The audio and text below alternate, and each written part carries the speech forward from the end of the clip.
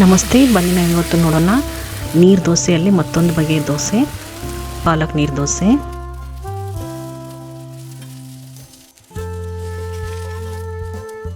ಹೇಗೆ ಮಾಡೋದು ಅಂತ ನೋಡೋಣ. ಇದಕ್ಕಾಗಿ ನಾನಿಲ್ಲಿ ಸುಮಾರು 1 ಕಪ್ಪಷ್ಟು ದೋಸೆ ಅಕ್ಕಿಯನ್ನು ರಾತ್ರಿ ಇಡೀ ನೆನೆಸಿಟ್ಟಿದ್ದೆ.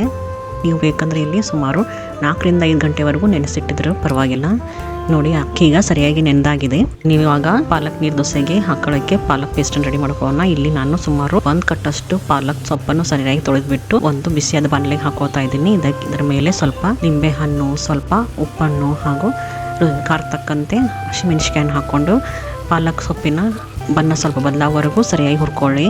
ಆಮೇಲೆ ಇದನ್ನು ನಾವು ನೆನೆಸಿರುವ ಅಕ್ಕಿಯೊಂದಿಗೆ ಸೇರಿಸ್ಬಿಟ್ಟು ಅದ್ರ ಜೊತೆಗೆ 10 ಕಪ್ಪಷ್ಟು ಹಸಿ ತೆಂಗಿನ ತುರಿಯನ್ನು ಹಾಕ್ಕೊಂಡು ಇದನ್ನು ನುಣ್ಣಗೆ ರುಬ್ಕೊಂಡ್ಬಿಡಿ. ಇದು ನುಣ್ಣಗೀಗ ರುಬ್ಕೊಂಡಾಗಿದೆ. ಇದಕ್ಕೆ ನಾನು ಸುಮಾರು 1.5 ಕಪ್ಪಷ್ಟು ನೀರನ್ನು ಹಾಕ್ಕೋತಾ ಇದ್ದೀನಿ. ಯಾಕಂದರೆ ರುಬ್ಬುವಾಗ ನಾನು ಅರ್ಧ ಕಪ್ಪಷ್ಟು ನೀರನ್ನು ಹಾಕ್ಕೊಂಡಿದ್ದೀನಿ. ನೀವು ಕನ್ಸಿಸ್ಟೆನ್ಸಿ ನೋಡ್ಕೊಳ್ಳಿ, ನಿಮಗೆ ಹಿಟ್ಟು ಯಾವ ಹದಕ್ಕೆ ಬೇಕು ಅಂಥೇಳಿ. ಆದರೆ ಹಿಟ್ಟು ನಮ್ಮದು ನೀರು ಥರ ತೆಳುವಾಗಿ ಇರಬೇಕು. ಈ ಹಿಟ್ಟಿಗೆ ನಾನು ಸೇರಿಸ್ಕೋತಾ ಇದ್ದೀನಿ ಸ್ವಲ್ಪ ಜೀರಿಗೆ ಮತ್ತು ಸ್ವಲ್ಪ ರುಚಿಗೆ ತಕ್ಕಷ್ಟು ಉಪ್ಪು.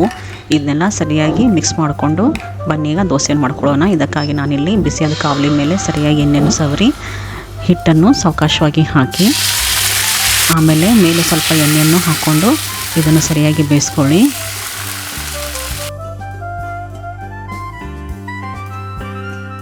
ನೋಡಿ, ಗರಿಗರಿಯಾಗಿ ಹಾಗೂ ಸಾಫ್ಟಾಗಿ ನಮ್ದೀಗ ಪಾಲಕ್ ನೀರು ದೋಸೆ ತಯಾರಾಯಿತು.